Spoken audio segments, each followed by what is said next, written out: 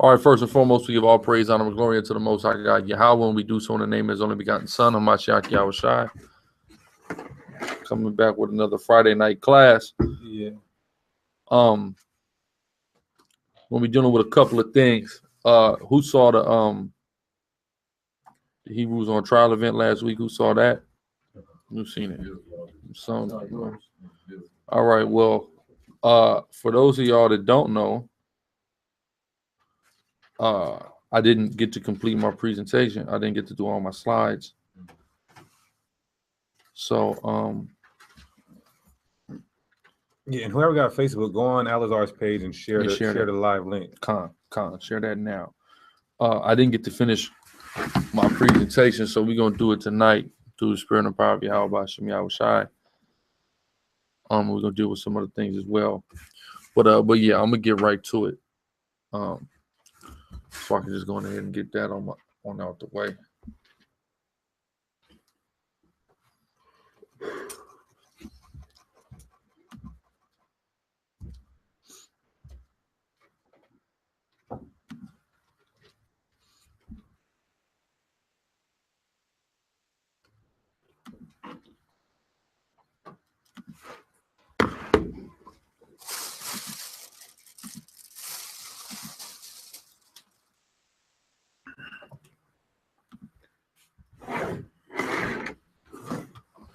All right. Who's seen Daniela go over his stuff? Because he didn't get to do his presentation. Anybody seen that? Daniela was coming with pure work for these guys. But yeah, so I'm gonna just get into the presentation. If y'all want to see the slides, go look at the link. Go look at the YouTube, and you'll be able to see the slides. I need you to pull that up if you want me to read. No, you ain't gotta read. I can read it. You all right? So this is where I left from, which was the quick recap of all the points that I had touched on, which is, of course, that Torah didn't come from Ma'at. Ma'at is a false balance, and Kemet is yet to be proven as a civilization, of course, in an etymological sense. The guys that got pretty upset with me behind making the statement that Kemet wasn't a civilization, but I was just looking at the etymology. Some call it a genetic fallacy, which it was a genetic fallacy. But the thing is, this is the type of BS that they do to us all the time. So I just gave them a taste of their own medicine. Right. I'm just going to throw stuff out there that is going to make y'all upset. You know, and then Jabari came back because I said there was no Medunetter word for judgment.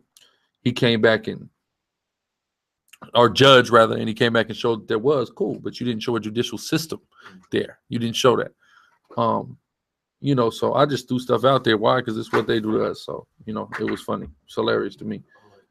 We're going to keep it going, though. We're going to move into the next slide. You had something? I was going to say, was you going to go into the conversation we had with Rob Warren in terms of... Not right now, I'm not. But you're going to touch on it? Because I was going to say... Well, go ahead. Talk about it. So pretty much, bro went into showing how it lacked the principle of a civilization because it didn't have a judicial system. We had a conversation with one of the Kemetic brothers, and they were saying, oh, well, it did. Kemet did have a judicial system and a court process, but it did not relay back to Ma'at. Then from him, we got a claim that, oh, well, Ma'at isn't laws, they're just principles. So anytime, you know, these Egyptian dudes is coming to you saying that, oh, we got the laws, statutes, and commandments from Ma'at. Ma'at isn't even laws. You see what I'm saying? So that's one way to substantiate that we can't get the laws from Ma'at. If you're saying that it's a principle, comes judgments. All right, there's law, statutes, commandments, and judgments, which they have yet to, you know, explain, break down, or edify as to what the judgments are for violating Ma'at. When they go into it, the 42 negative professions, I have not, I will not, so on and so forth. But if you have, then what's the judgment? And then that's another thing that the brother spoke about, the reciprocity of, you know, their court process. What's the repayment for violating your brother according to the laws of Ma'at, which they still haven't went in on. Well, yeah, that's all. Yeah, that video is up though. That footage, I think it's on one of the Sonatus pages. What? of that conversation? No, that's not on it. Yeah, that part. The later part is on it. That part of the discussion is not. That if he wasn't recording. He didn't walk up until in the middle of the conversation. You know, when Divine was building. What I was going to say as well. There was another point that I wanted to make about that. Oh, and you'll notice as well. Anybody who saw it, Jabari, if you've seen Jabari's presentation, Jabari made his presentation while all of us presented. And they bought him a little bit more time while having Reggie present first. But in Jabari's presentation, he did exactly what I said he was going to do and what they always do, because I like literally, if you look at this, like, we gave the parallels, you know. I quoted the Mayat law, and then I put the biblical law, and we read them side by side. We showed the parallels, and I made the claim that they'll never do that. And he went on to try to prove the point that Mayat, but he didn't give any parallels. He just said that this law comes from all these laws of Mayat. It didn't make any sense. And again, to suggest that 9 became 613 is just it's ridiculous. And that's why Ankh even laughed at the notion that was even possible or plausible or logical, right? But we will move on. We won't get into the law slides, all right? So this slide is called The Importance of Mythos. The Kemetic priest, Brother Jabari, the myths and their message are of far more importance than the historical authenticity, and I agree. Why? Number one, because the word myth doesn't denote fiction, and number two, it leaves a positive path to emulate, right? Principles and the morals of the story, right? So what are some valuable biblical mythos? We take Colin Kaepernick into consideration and how he's emulating the path that Moses walked. If we take the story of Exodus and how there's no story in history that Black people in America can relate more to than the story of the Exodus, or we take a look at the story of Yahawadah, young brother with humble beginnings, you know, from the hood, from the streets, who comes up and lays his life down for his people. All of these are positive examples and stories in which they have morals that all of us can extract from and apply directly to our lives, right? So now let's take a look at the Kemetic myth and how it's being emulated in our community today. Okay, in Spell 700 from the Book of the Dead, Kemetic deity Geb says his phallus is between the buttocks of his son and heir. This is what they believe in Kemet, right? Let's examine how the principle of this is being emulated by quote-unquote Cometians in this day and age, right? So if we take a look at African Bambaataa, is everybody familiar with African Bambaataa in the scandal that broke out last year? So you got, does everybody know who African Bambaataa is? Soul Sonic Force, all right? He's a legendary, he's considered one of the founders of hip-hop, all right? This guy named African Bambaataa. For years, he was molesting little boys. It came out last year that for years he's been a homosexual and he's been molesting little boys for years. For over 20, 30 years he's been doing this, right? But guess what philosophy he follows? You think he's into the Bible? Think he follows the Quran? No, he follows ancient Egypt. Ancient Egypt, where their myths consist of their gods being incestuous child molesters. You see what I'm saying? So it's no wonder that he's a child molester. Look at the culture that he's following. Not to mention, of course, his buddy, Malachi Z. York. All right. If y'all are familiar, Malachi York and Africa Bambaataa were close before Malachi York was incarcerated. Is everybody familiar with Malachi York and how he's in jail for a laundry list of counts of child molestation? You see what I'm saying? So we take a look at Kemet and little boys. You understand what I'm saying? And we take a look at the people who follow Kemet, we see them molesting little boys. So we see from the mythological aspect what mythos or what whose myths are better for people. And even in the conversation that we had the night before with myself and Jabari and Ankh, they both admit on the power of the myths of the Bible, because they say 2,000 years later, every nation of people on the earth is arguing about Jesus Christ in all the stories in the Bible. Everybody's doing it. Nobody's arguing about their stories. Nobody cares about the stories of Egypt. That's not influencing millions of people around the world anywhere. People all over the world is arguing about the Bible. What's the most selling? The highest selling book in the world. New York Times bestseller every week. You see what I'm saying? power that's there, and people trying to use that power. What's the power in this crap that these guys are into? Child molestation. That's the evidence shows. There's no disputing it. It's clear because you have child molesters that follow this ideology, right? Yeah, that spirit, that vibration of straight rub off on you. Being a pirate. All right. Moving on. So which myths are we to go with? The ones that encourage us to take a stand and lay down our lives for the liberation of our people, i.e. Jesus and Moses, or the ones that advocate homosexuality, pedophilia, and incest in one sentence? Literally, it says that his phallus was between the buttocks of his heir. So that's incest because that's your child. That's pedophilia because that's a little boy. And that's homosexuality because that's the same sex as you. In one sentence, 3 different forms of fornication were advocated in the myths of Egypt. But I'm supposed to follow that. I mean, you can follow that if you want to. All right. So there's a woman who's the head of Orthodox Comedicism, okay, and her name is Nasut Tamra Sayuda, right? She received her master's in Egyptology from the University of Chicago. In her book, The 42 Purifications, she says Mayat does not condemn homosexuality, right?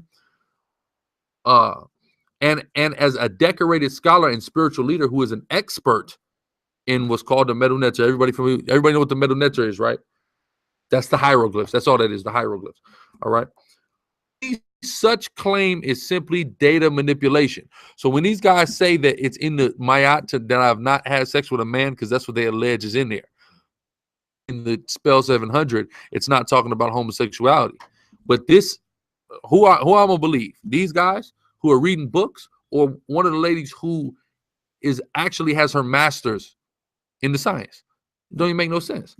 Of course, I'm gonna go with who's got the master's degree, who really studied it.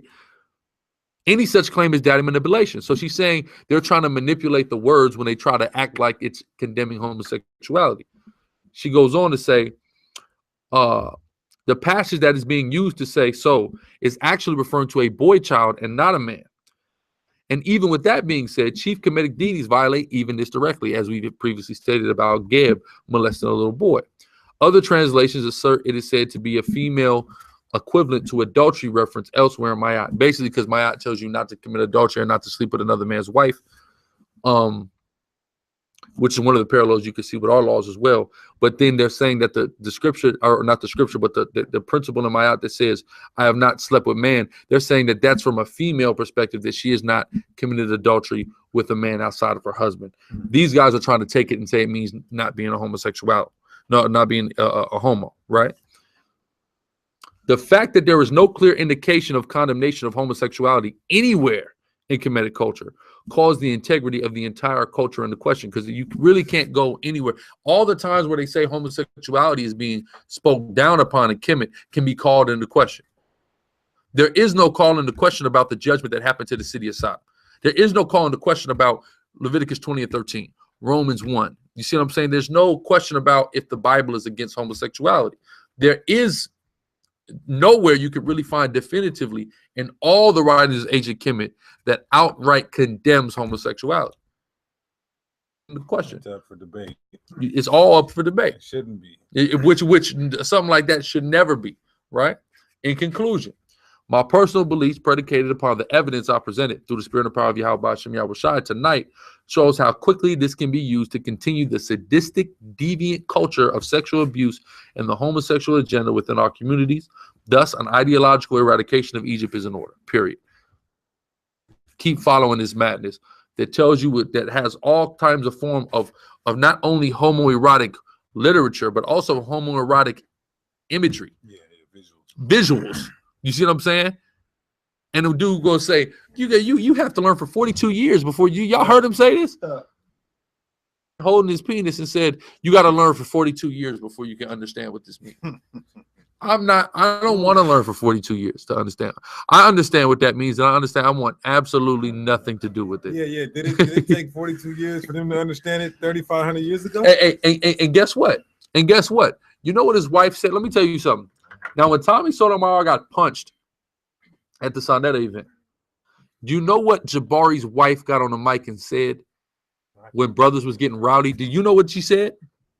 She said, y'all got to get in touch with your feminine side. Huh? Well, hold on. What? That was, and I'm gonna tell you something too. You'll see if you in the video that I got, which won't come out, you'll see something. Because you know they believe in Ma'at, right?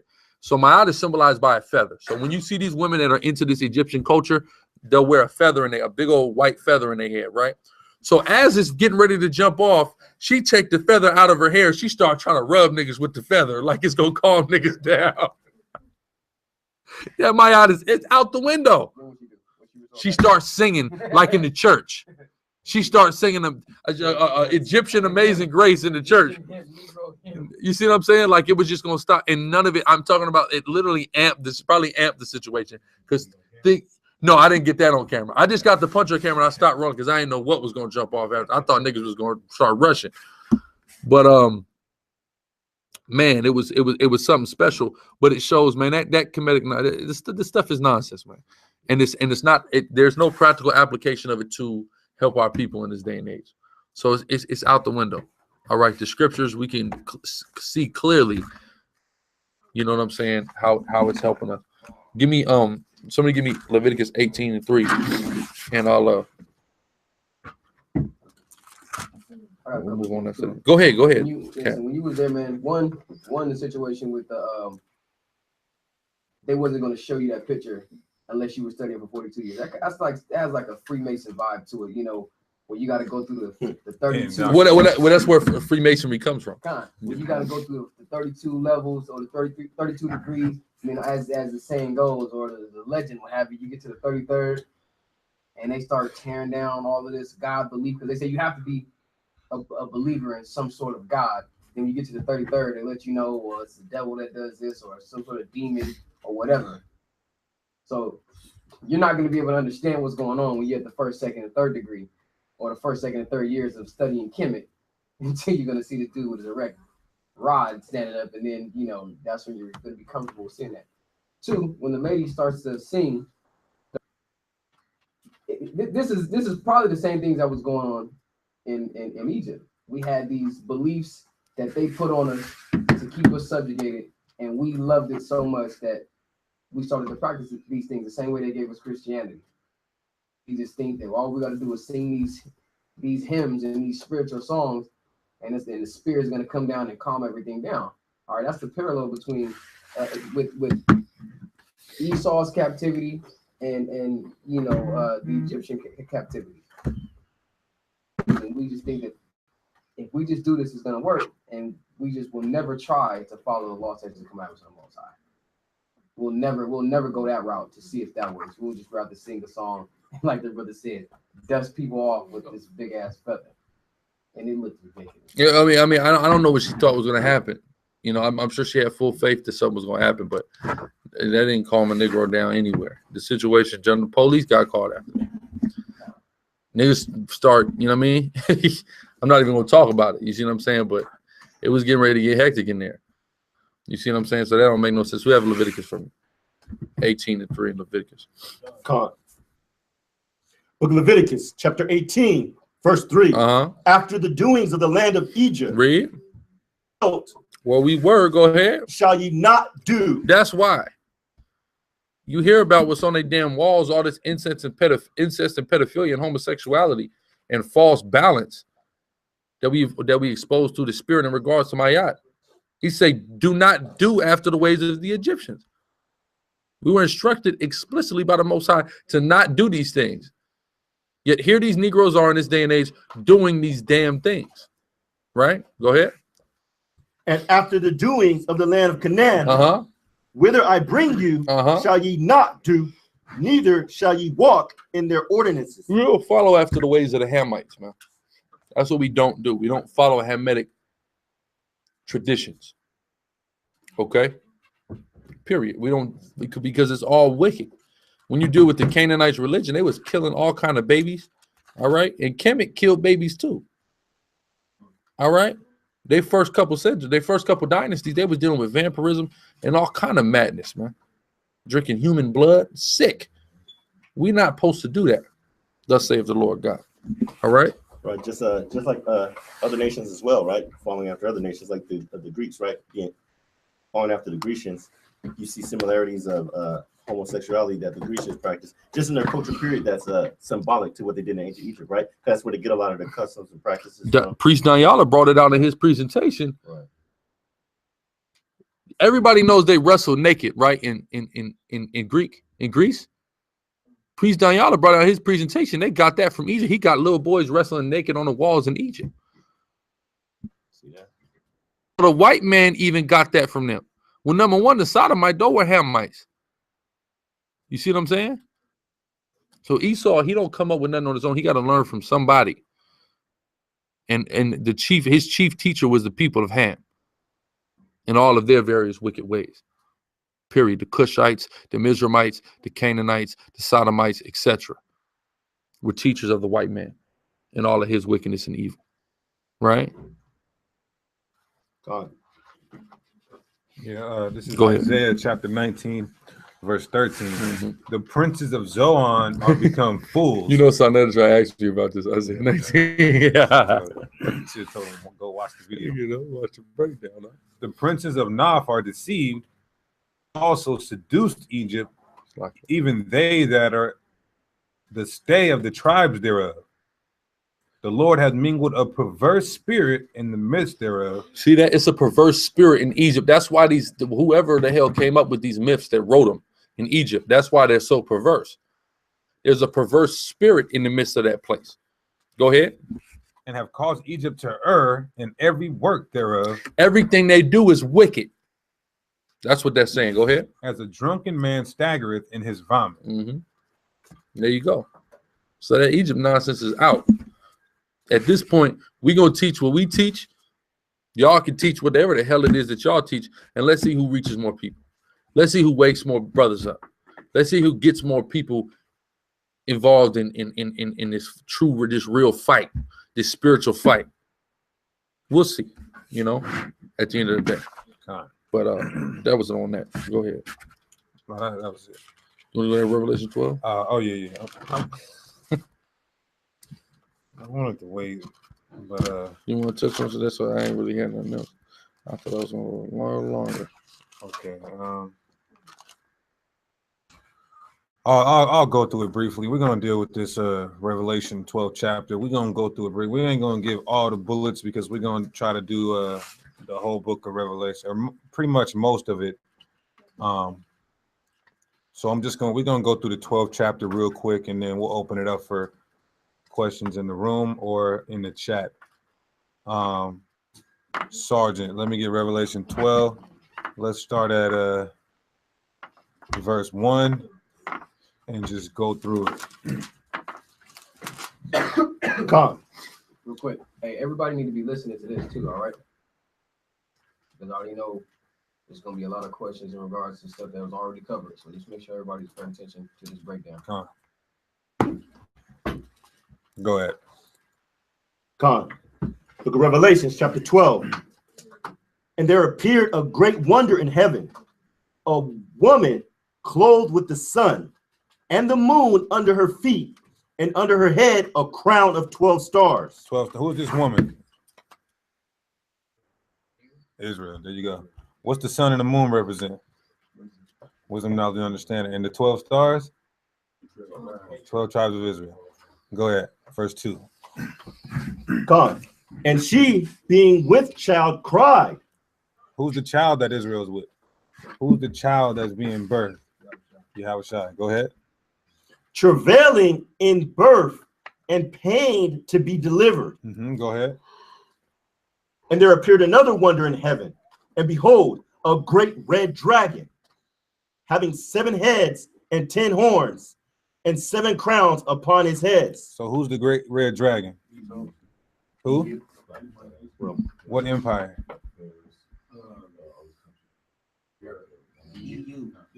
Nah, this is back then. The Roman Empire. There you go. 7 heads and 10 horns. In the glory of the Roman Empire was comprised of 10 kingdoms. Or the 7 governments of Esau. So that's what the 7 heads and 10 horns are. Go ahead. And his tail drew the 3rd part of the stars of heaven. So why did the Roman Empire only crush 3 of the 12 stars. So 3 of the tribes.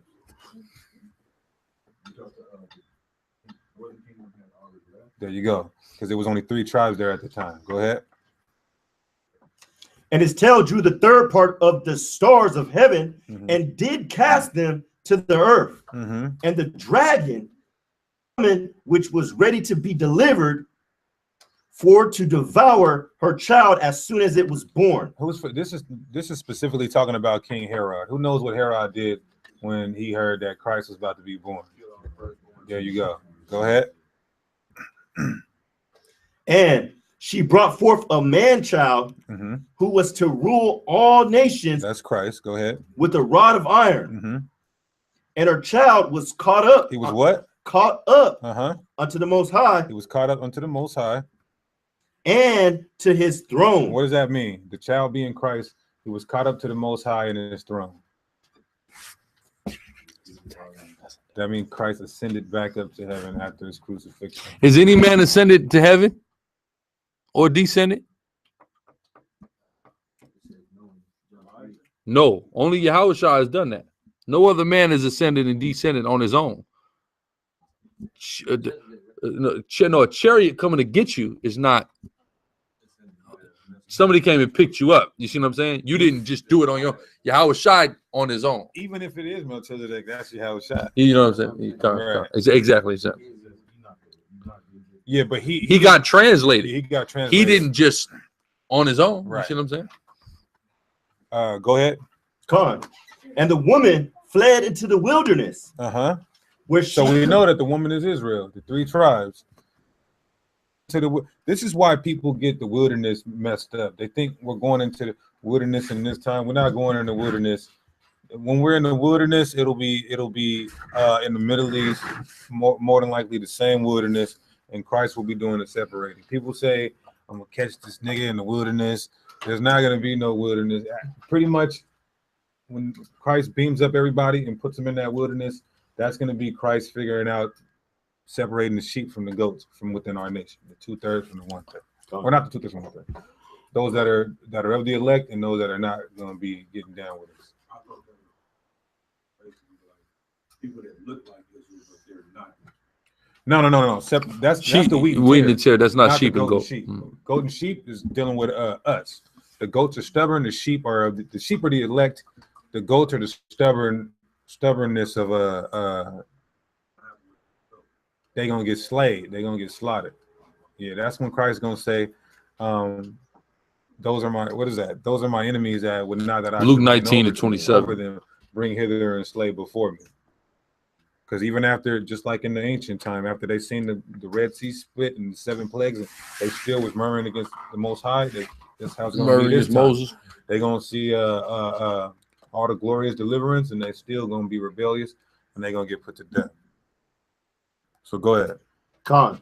And the woman fled into the wilderness. So this wilderness is dealing with the dispersion in 70 AD to the interiors of Africa, and through time, probably a couple 100 years of time, ultimately the 3 tribes on the west coast of Africa. That's the wilderness. Go ahead.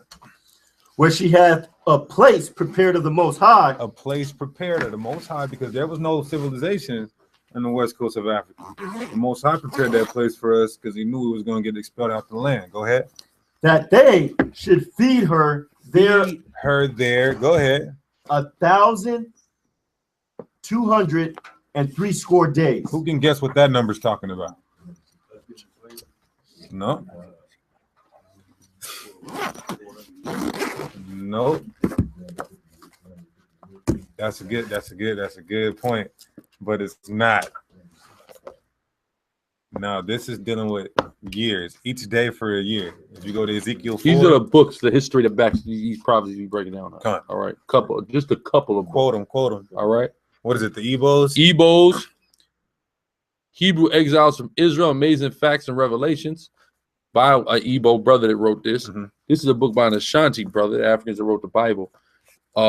Who wrote this as well, who's a PhD scholar. We got other books as well. This is just we got endless sources. This is just I just had these in the bag. See what I'm saying? So that's from Nigeria, Igbo? These are from Nigeria. This is from Ghana.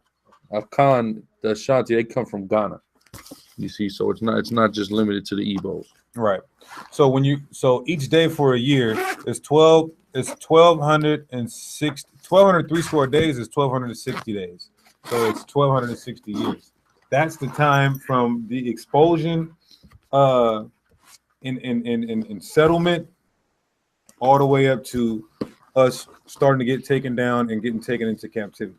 It take a time, Salakia, from like you said, from explosion to that, because we didn't go immediately into West Africa. You study the history, you have a kingdom called Carthage. Who's familiar with the kingdom of Carthage? Carthage was where you get Hannibal from. Who knows about Hannibal? The actual Hannibal, not Hannibal Lecter, right? You deal with Hannibal and all of that. That was in North Africa. So we was on a migratory path to settle in West Africa. Go ahead. No, that's before. This is before Negroland. Yeah, Carthage is North Africa, where you got like Tunisia and Morocco and that area up there. We hadn't got west yet all the way. It was north. But go ahead. Right. So that was just the time that we were thriving in West Africa, basically not having to deal with Esau and the Edomites. This is going to prove this. And even Hannibal was whipping, which really, I'm saying he's whipping Rome. But at that point in time, Rome is not Rome. Those are Israelites that's ruling Rome. This black man is ruling Rome at this time. Power at this time. So we were not, like you said, we're not dealing with the white man.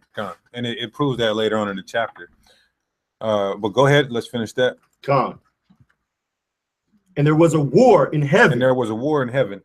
Now, this is when you deal with Revelation, John the Revelator, just so Esau couldn't decode this, he goes back into time, then he goes forward into time, then he goes back into time and forward in time. So you got to be able to contextualize.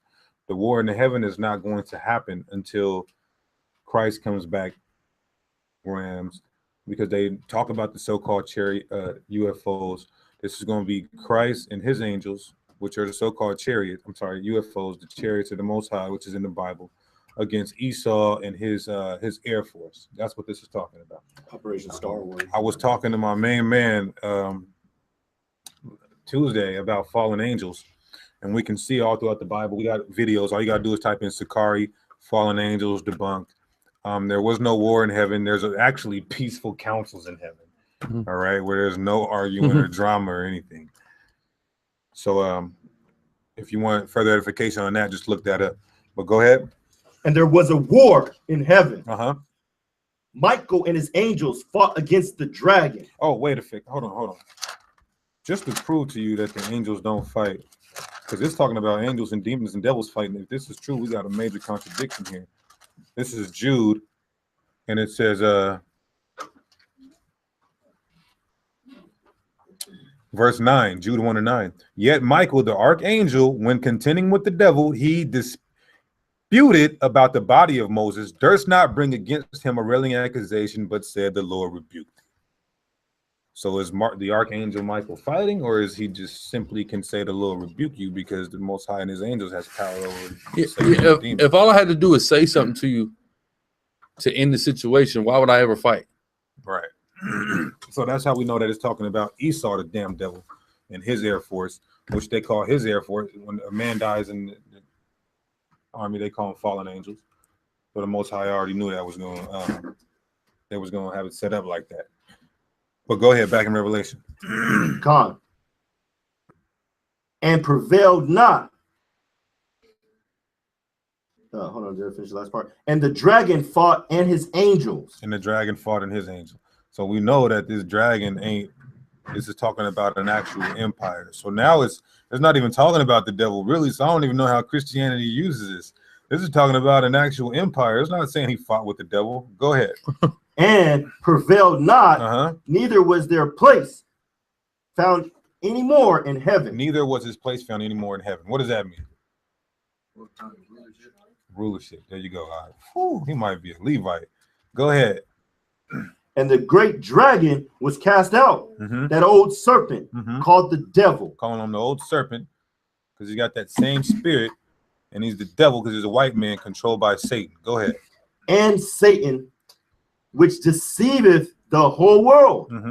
He was cast out into the earth, and his angels were cast out with him. Go ahead. Meaning they're taken out of power. That's all Right. that means. It don't mean nothing Matter of magnificent. fact, let's just They do were that taken out of power. real quick.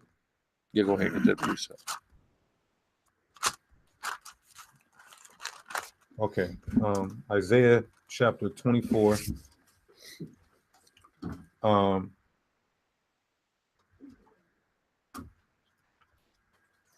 Verse 20. The earth shall reel to and fro like a drunkard, dealing with the thermonuclear destruction, and shall be removed like a cottage, and the transgression thereof shall be heavy upon it, and not rise again.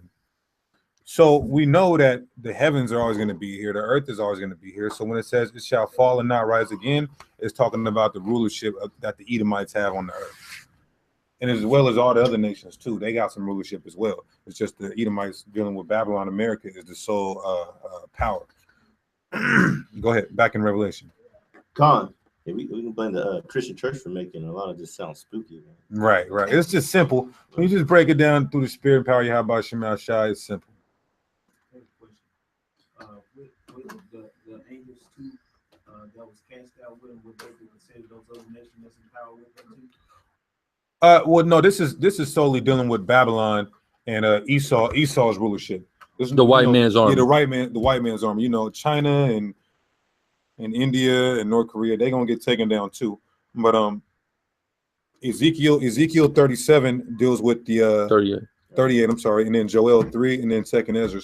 That deals with pretty much the world war power. Revelation is kind of just focusing on taking down Babylon, taking down the so-called white man. Red dragon. Go ahead. And I heard a loud voice saying in heaven, salvation. See, so here's the thing.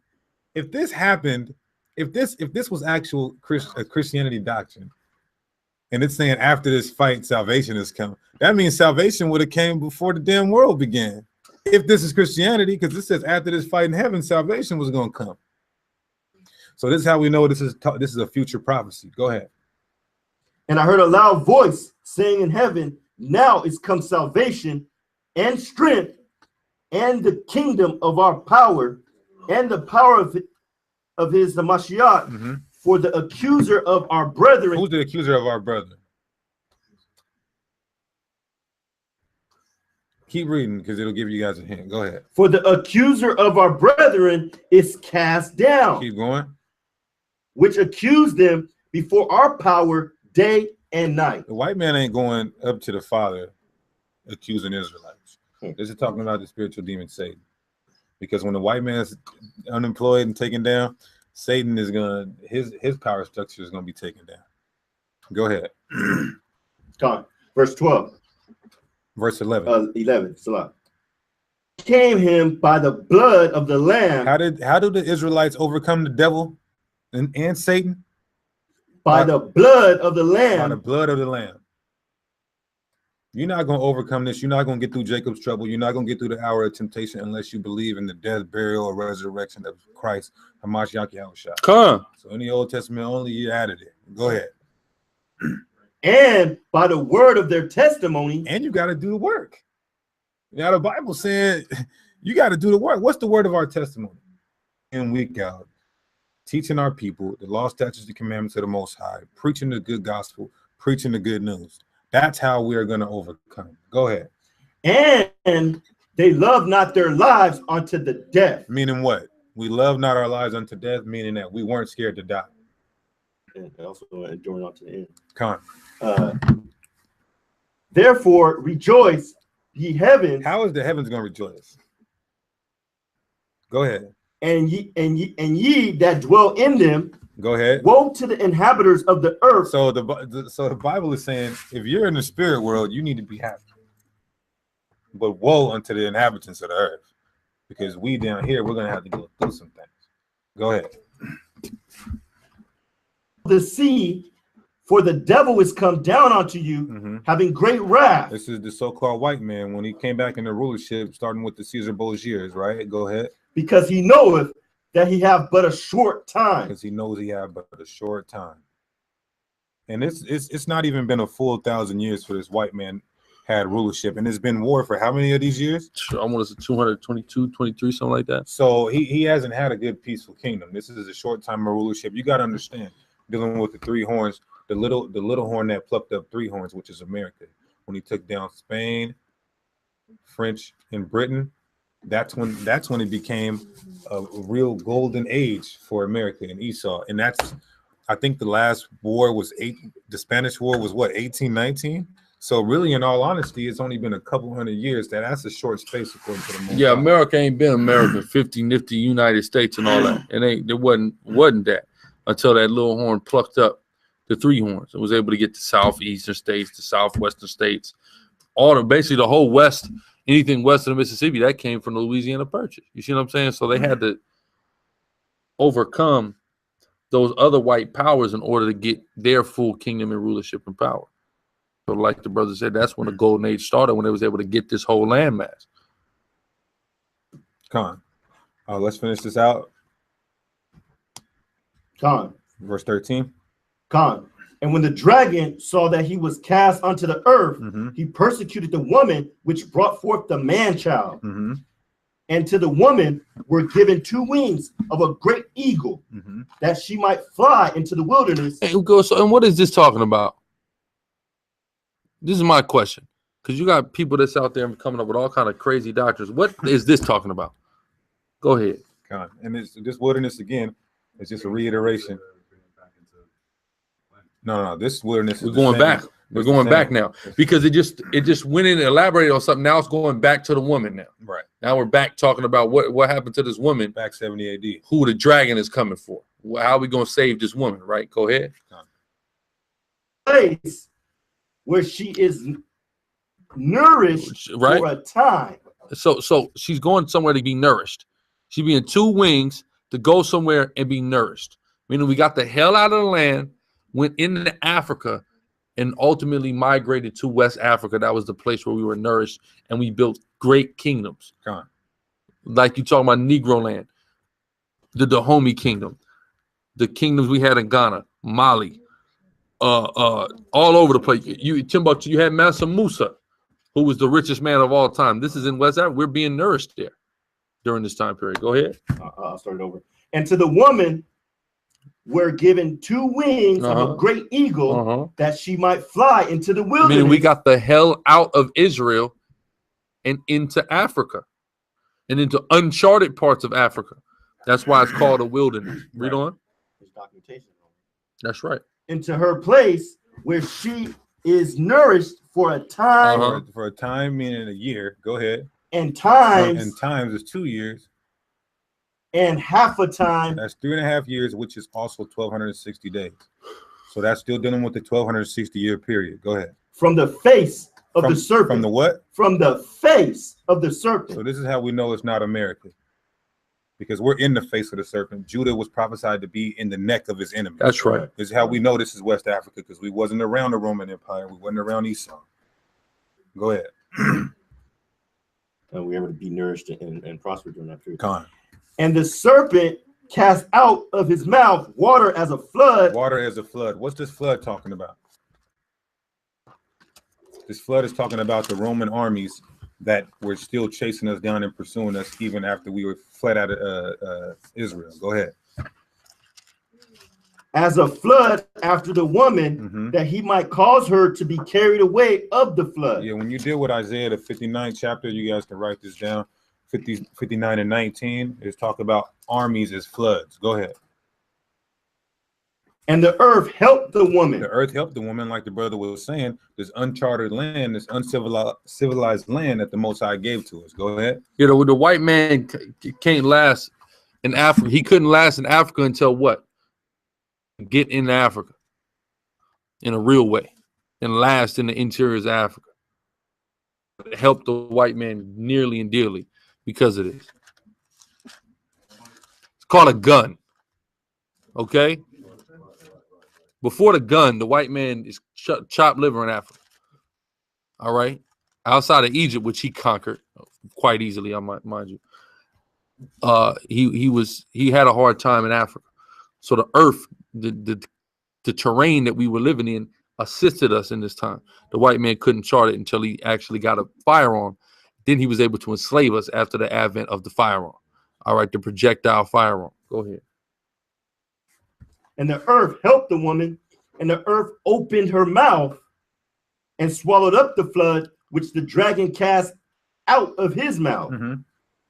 And the dragon was wroth with the woman. And the Roman Empire was mad because most of us got away. Go ahead. And went to make war. But he came back, but they came back and they started killing the rest of the remnant of the Israelites that didn't leave in 70 AD. That's right, because there were still brothers left. Let me read this. Zechariah 14:2. For I will gather all nations against Jerusalem to battle, and the city shall be taken, and the houses rifled, and the women ravished. Half of the city shall go forth into captivity, and the residue of the people shall not be cut off from the city.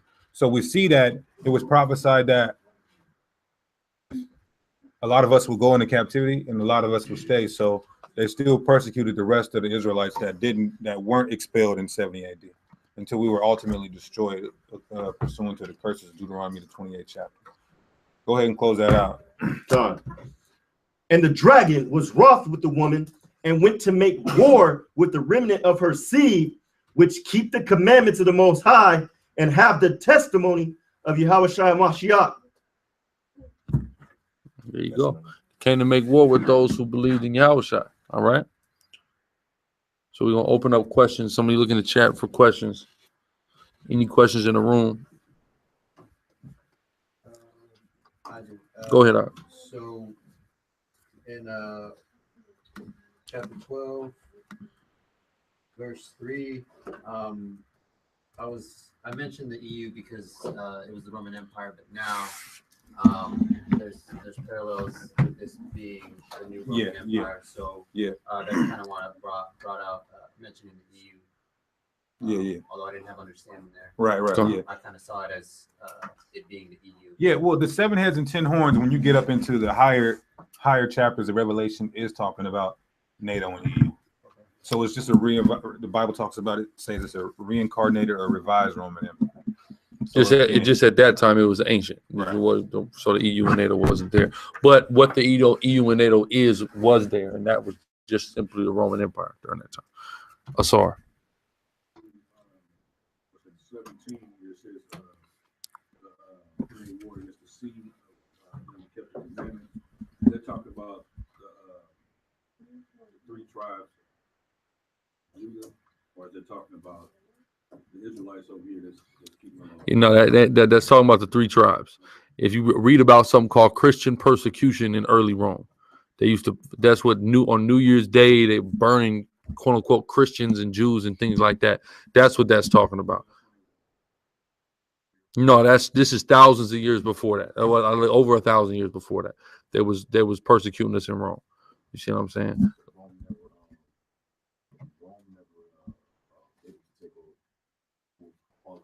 No, they was only able to take over Mediterranean Africa. The top North Africa or the Egypt, they didn't have South Africa. You see what I'm saying? They didn't have the Congo because of those terrains was too rough for the white man. Then when he got a gun, then he was able to get and take over and use his influence because he was giving the Hamites and even Israelites guns, you know, and that was, you know, helping him get his influence and push his agenda. It's more, you have more, brother. What's your name, Out? Ari. That's all you had? Like today,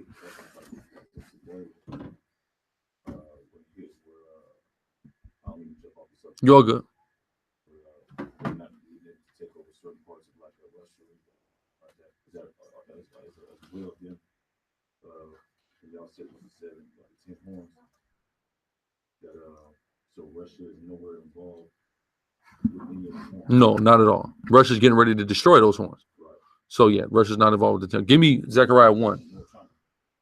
I'm gonna show it to you. Zechariah 1 and I see two nations coming together, stand up.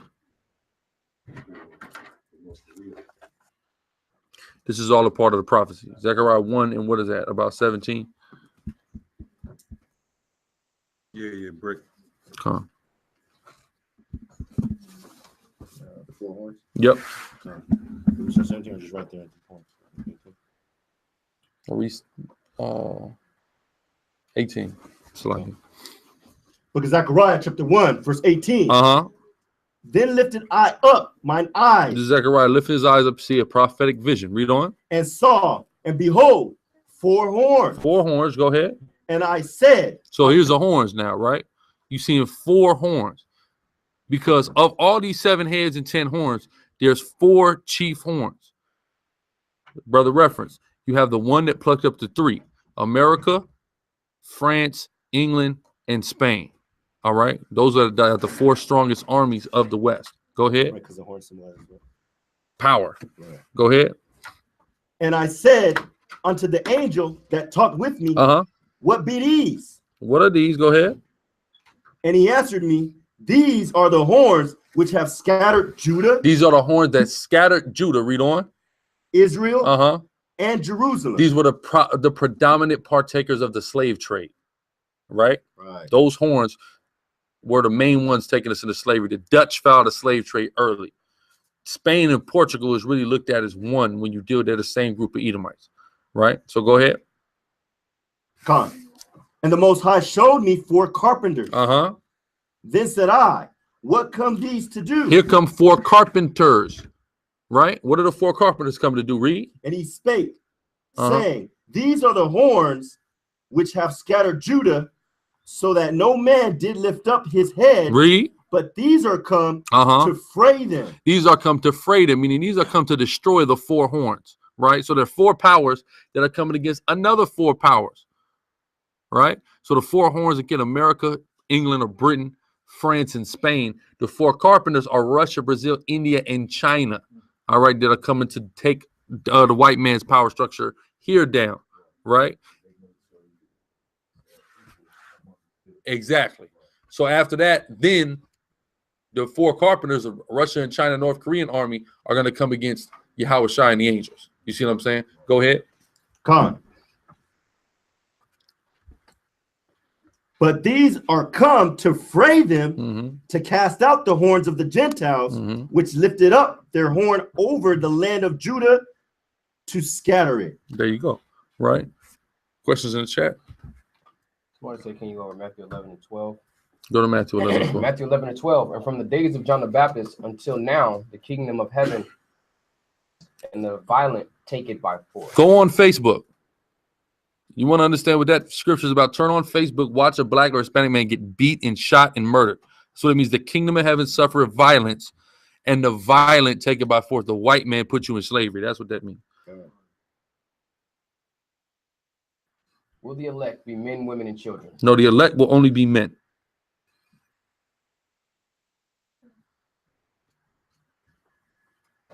Someone said, what did Garfield pull out that so-called debunked Deuteronomy 28?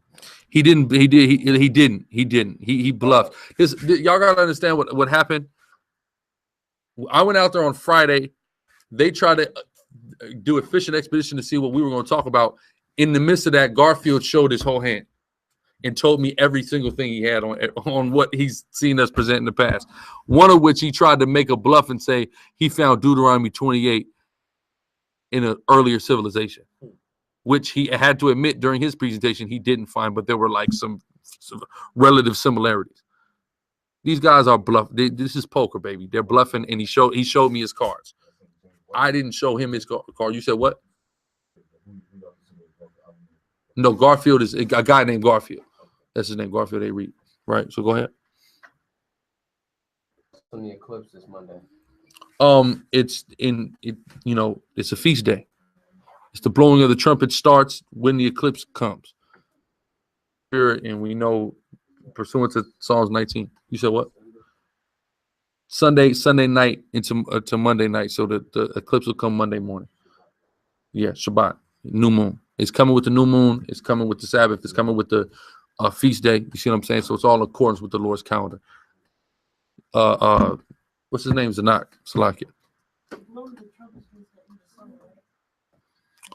Yeah, it's pretty much coming into the end of summer. This is the last month of summer that's coming in. So and then we got Day of Atonement right after. But go ahead. When are we supposed to have our heads wrapped? Does it only apply to Israelites when they are prophesied? This is a woman. It's the welcome welcome to the 92503. Well, it depends if you're a man or a woman that is that question, so you're gonna have to clarify.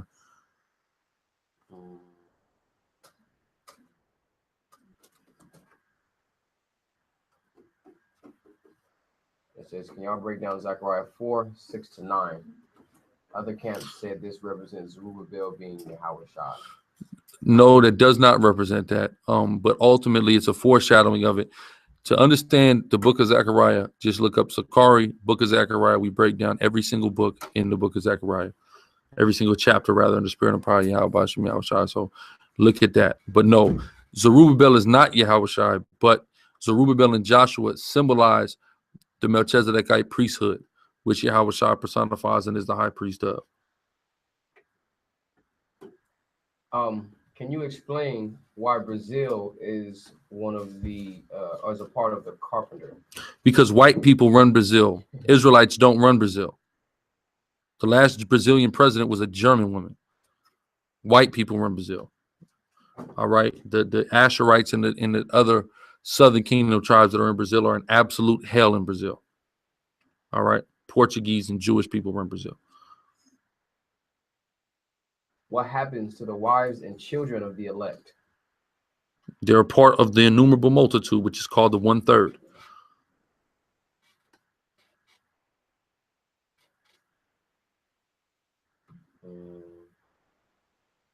Like I said, the situation that's going on in Venezuela, I think that's going to last all the way to the end of this year. I think all the people going to extinct.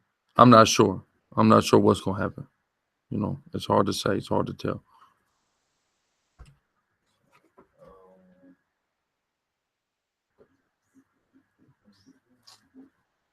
So dealing with them, they can still be dealt with, right? What you mean? You don't believe in y'all shot. Because we're not the people talking about. That's when you. Yeah, well, the people, there's going to be people from all over the world taken, but 1/3 is going to be saved, but we don't know the amount of people that's going to be taken. The 2/3 and 1/3 is really just dealing with America. Then we have people all over the world that's going to be a part of it as well. Go ahead. I mean, do it to the best. Keep the laws to the best of your abilities. You see what I'm saying? So if you can, then do it. You know, what you got? Says, has anyone heard of the Revelations 12 breakdown being some sort of some kind of star alignment? Yeah, I've heard of that nonsense. That's the Draco constellation. That's absolute nonsense.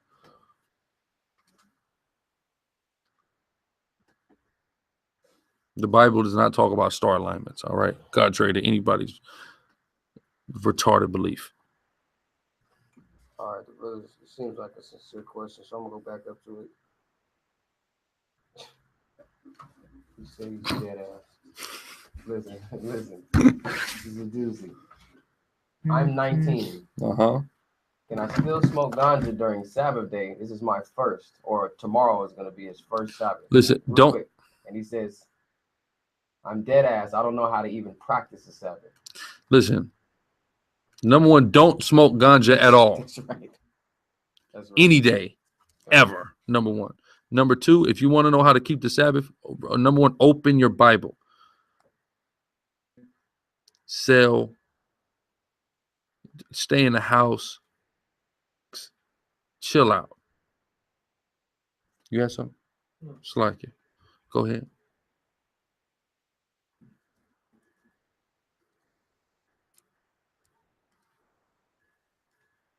Yeah. Questions, man. Put your questions in. Anybody got questions in the room? What about it? You said what? I mean, you just don't do something. You see what I'm saying? You either don't eat, you don't drink. You see what I'm saying? That's it. It's not there's nothing special to it. You see what I'm saying? Just, you don't eat for whatever a lot of time that you predetermine. You see what I'm saying? That's it. I was gonna say it could be something that you do on a consistent basis. Like you got to cut something off for a period of time. I went to 240 and down to 218. So what, from fasting? like But you know, everything that's not supposed to be. Oh, kind. Well, no, that so it's okay. It's like this. So let's say, you know, this brother was in a situation. He cut out meat for what 45 days. 45 He days. fasted 45 days, no meat. You know what I'm saying? There ain't nothing wrong with eating meat. Of course, according to the law, we don't eat anything unlawful. But he cut out meat for 45 days. You know what I'm saying? Stop playing video games. Stop watching TV for, you know, a period of time. You know, to focus and afflict yourself. You know, so that's why some people, they go without eating for a day, 2 days, or, you know, they'll only drink water for a couple of days. You know, that's usually the type of fasting, the typical type of fasting that you see people do. Stop eating, period, for 24 or 48 hours. Your medicine too. You know, psych medicine, but you know, medicine. Like, So that's what I'm saying. I mean, if you're gonna fast as far as food, cut it all out. Or again, if you say, okay, you know what, I'm not gonna eat any food, but I'm, you know, still keep my vitamins or whatever. You know, it's a time where you gotta fight your flesh. All right, afflict yourself through fighting with your flesh. Say it again. Yeah. Just a little over a week, and we're gonna be. It's the Day of Atonement. Yeah, like the day. Next Tuesday we got Day of Atonement. Yeah, the Day of Atonement is a fast. It was not a feast. There wasn't a heresy. Yeah, it was a heresy. That was out. A damnable heresy. A damnable one. Atonement is not a feast day. It's a fast, and in that fast, you go without food or drink from sundown to from ET for 24 hours. 24-hour period. So no drink, no food. So the fasting situation, the long process, the long period of it's just not. Okay, I see the other thing, but when it comes to eating, you do it for a long period of time. People what like I'm like lost. I mean, there's only one time a year you have to fast. That's the Day of Atonement. Outside of that, it's personal. That's a personal choice of you, whether you're gonna fast from one thing or another, and you know you predetermine it with between you and the Most High. It's but the Day of Atonement is no eating and no drinking for a whole 24 hours. So that's a part of the law. Ain't no way around that. But outside of that, it's on you and how you want to do it. You see what I'm saying? If you say I'm not gonna eat on Monday from sun up to sundown for 12-hour period, then you're not going to do that. You see what I'm saying? That's between you and the Most High. But there's not a mandate on it like it is with Day of Atonement. That's a mandatory fast. You see what I'm saying? Asar. Yeah, it's next Tuesday. It's next Tuesday. 28th or 29th? It's like 28th or 29th. Now, 26th is Saturday. That's the fight. It's like 28th or 29th. You see what I'm saying? Thursday, right? It was on a Tuesday. Yeah, we'll have class. It was next Tuesday, 22nd. No, not that's this Tuesday. Next Tuesday is the Tuesday after that. Tuesday night to Wednesday night. That's 29th. It's the 29th. Night of the 29th. We'll have class that night. We'll have class that night. Go ahead. I'm definitely not a drinking man, but how is alcohol? What's the law? I mean, ain't no law. It's lawful. You can drink it. You see what I'm saying? You can drink it. Just not, you can't. Most High says not to be a drunk, correct? Not to be an alcoholic, of course. Yeah. Not to be under the power of anything. Not to be an addict of anything. You see what I'm saying? So that's where it's at. But yeah, drinking is lawful. You can drink. You said what? When I had my motorcycle last night, I was on the prescription. I ain't talking about the like over 3 months. Mm-hmm. Like purchasing it out of my system. Yeah. State. Yeah, exactly. Yeah, I would always prescription medication as much as possible. You see what I'm saying? Why? Because we have natural medications. You understand what I'm saying? Even you could go get, especially dealing with pain. I'm sure that whatever happened, you was into pain. Even for pain, you could do things. Get the CBD oil.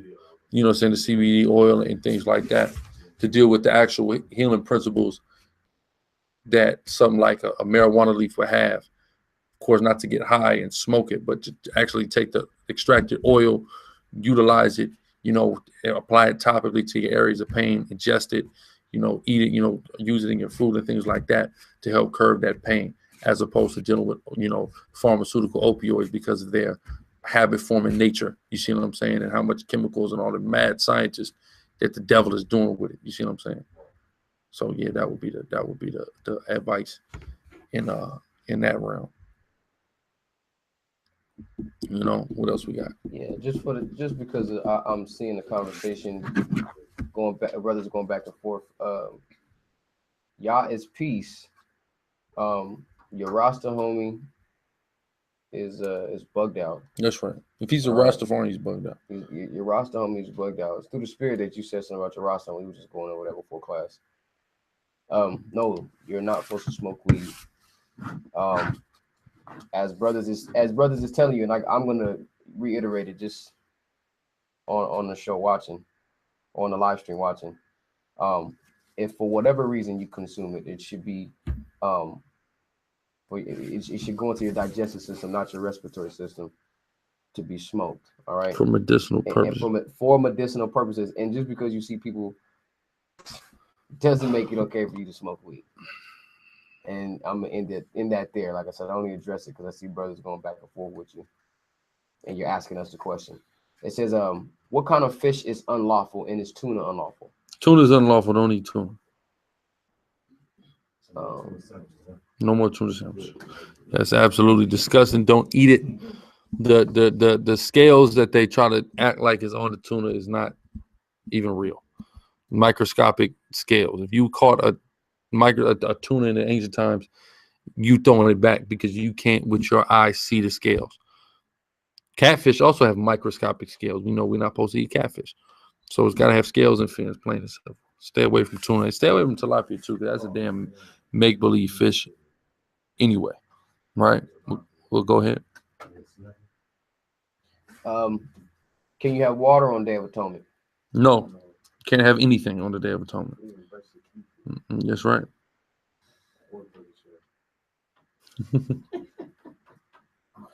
He must be. He's very serious about these laws. Hey, I'm gonna say this too, man. For brothers that's in the chat, right? Y'all gotta relax on trying to just jump on a brother's head so hard, like he's been an elder in this thing for 30 years. A brother, he's asking some funny questions for brothers that's been in this thing, but if he's letting you know that he's just new to the truth and he really doesn't know, then that's fine. All right.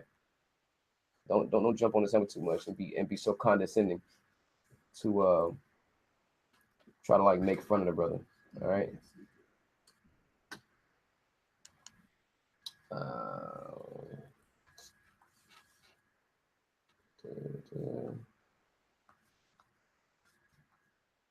Going over that.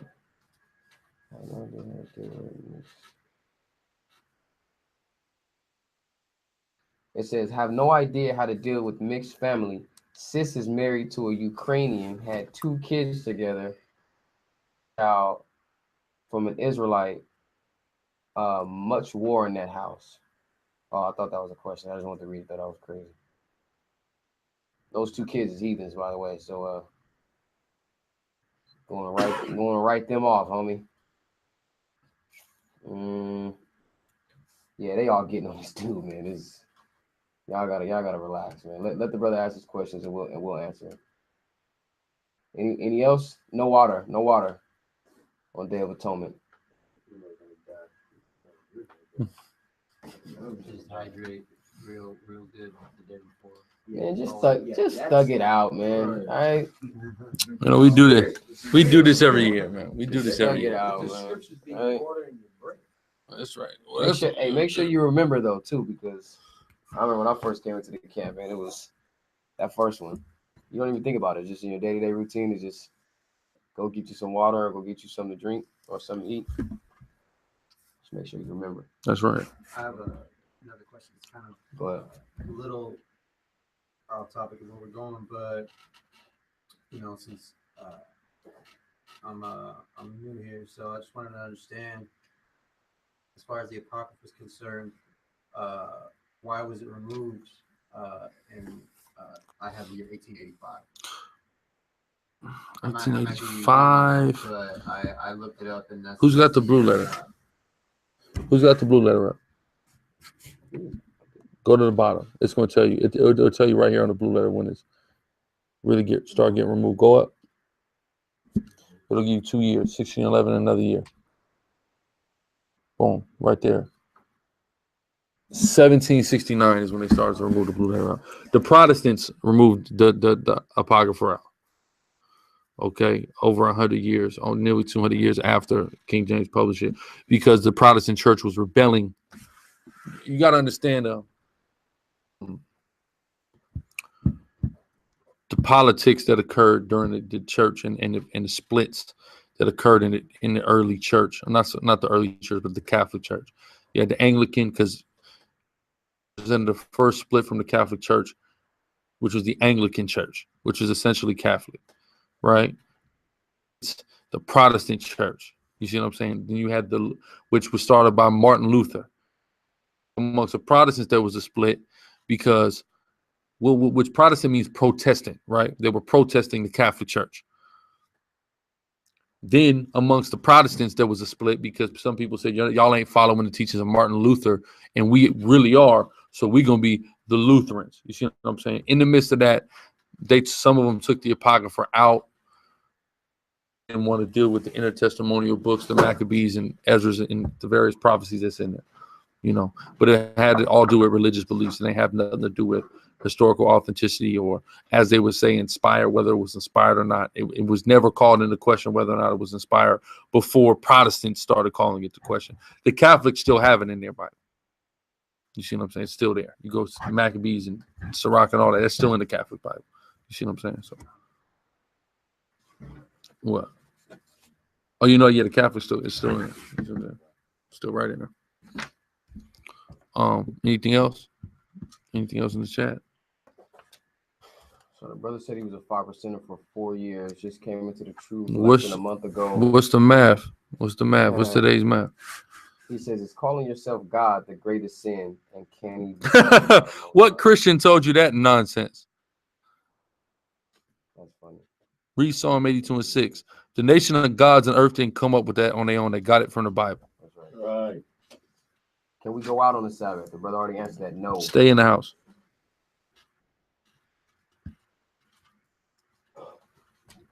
According to the Bible. The Day of Atonement starts Tuesday. Next Tuesday, the 29th. The evening of Tuesday, the 29th. Yeah, you already had it. Sunset. It's sunset. Yes, sir. I saw it. I'm not gonna be able to stay in the house. I'm gonna be over Virgin Islands. Just Don't eat, and don't drink for that whole time. Man, going on vacation, huh? Got an atonement on the vacation. I came a long way from Inglewood, okay? Hey, go ahead. Anybody else? Anybody else in the room? Hey, now's your time to get them questions. You said you had questions. It doesn't have to be on a specific topic. Yeah, but you got back there. More answers and questions. What's going on? The situation that's been going on with these popes, like Pope Francis, and about this wrong with these Christianity church people and they're buying these churches to gain the same. So are these guys going by the Talmud too as well? Who? No, they're not going by the Talmud. It's not their own Bible. They're not going by no Bible. They're going by the papal bulls and things like that. They're not even going off. They're going off of whatever the hell they feel like doing. You see what I'm saying? They believe they're supreme rulers. Yeah, sick as hell. Right? But yeah, they're not going off the Talmud. What else we got? Somebody else had a hand up? Okay. So something I've been doing to try to kind of gain understanding as fast as I can is I believe, thanks to the Most High, the job that I have right now has allowed me a lot of free time while I'm there to do some readings and catch up. And I've noticed that there's some camps that they say that what they're wearing, like some of the brothers here, is called the Star of David. But I remember on the first night out in downtown San Diego, I forget who it was, but they said that it was not actually the Star of David. It's what exactly? Well, yeah, I mean, it's various things. It's a lily, it's a pomegranate, it's a snowflake, it's honeycomb. You see what I'm saying? It symbolizes various things in the scriptures. You see what I'm saying? Go ahead. And a follow up to that is, where can I find that in the scripture? We gotta go. Just look up Sakari Star David on YouTube. All the breakdown videos we have on it, you can see it because it's a whole gang of precepts on it to show you all the various things. Also, you dying. You see that scripture you said What? in the chat? No, I didn't see it. It was cold. Did you separate those the videos that day? Because you did one. I've already separated all the videos. Yeah, because you did the one in class, man. I'm Yeah, talking about that one. every single one of them was crazy. I'm watching nonstop. Yeah. Sakari for sure, and some other camps in the U.S. Just going line for line. Yeah, come. Yeah. We got the breakdowns on it though, so you can get all the precepts, various precepts on it. But yeah, the symbol predates David, so it's not. Well, so some people call it the Star of David or the Shield of David, but it's in the Bible before David. Yeah, that's kind of the understanding I was trying to. Come. Yes, the one that talks about David and the living. It says, I saw a post about a 24-hour counseling line. Is that still active? You got to talk to the deacon about that, who is not in the building. That's the deacon's thing, Con. not mine. I don't have 24 hours for anything. But go ahead. Random question, Akim. Did Solomon really use demons to build his temple? Stop listening to the white man. That's not in the Bible. The Lord Yahawadah told him to build a temple. So how did he use demon? Come on, man. Stop listening to the white man, dude. They created legends and myths about Solomon that have nothing to do with his life and time.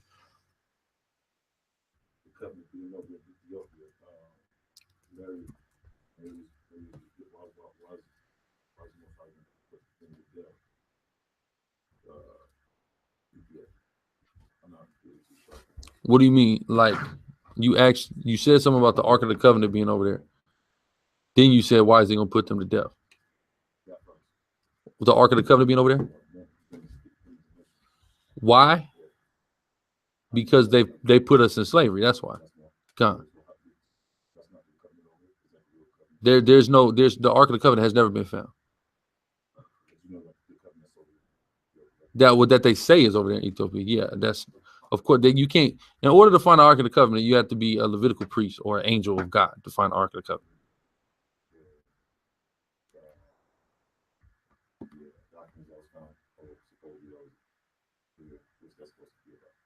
I mean, anybody can create a document and say it's anything. Then the Bible tells you that he hid it in Sinai. You don't say he hid it in Ethiopia. You see what I'm saying? It said he hid it in Sinai in a cave. So that ain't even near Ethiopia. You see what I'm saying? Where the Bible says it's at. So I'm gonna go with the scriptures. I ain't gonna go with what the Ethiopians are saying. And we can see that the Lord is plaguing and destroying Ethiopia every day. You see what I'm saying? So they clearly, if they did have the Ark of the Covenant, they should get rid of it because it's a curse to them. You see what I'm saying? Just like with when the Philistines stole the Ark of the Covenant from us, it was a curse. It was all kind of stuff happening to them because they had it. You ain't got no business with it. You see what I'm saying? Go ahead. You got another one? You had another one? Okay, come. What's up? Something else? No. I just found one. My brother just said, is me going to camp on the Sabbath to make my attendance? No.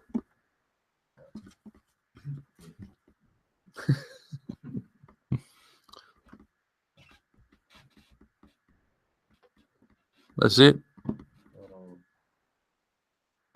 Yeah, the name of the Most High is Yahawadah. You'll notice that at the beginning and the end of all of our lessons. Yeah,